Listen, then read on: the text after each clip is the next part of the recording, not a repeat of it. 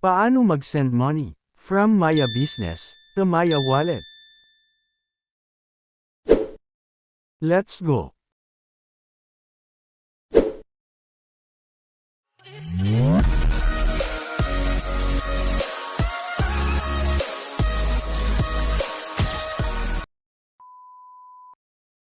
Pumunta sa Maya Business app at mag-log in.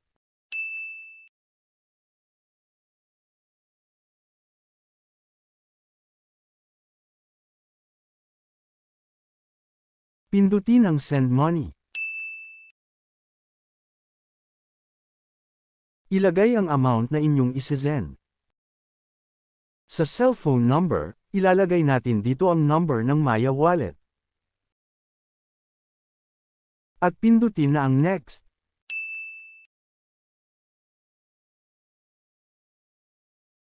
I-double check lang kung tama ang number na ating nilagay, at pindutin na ang Confirm.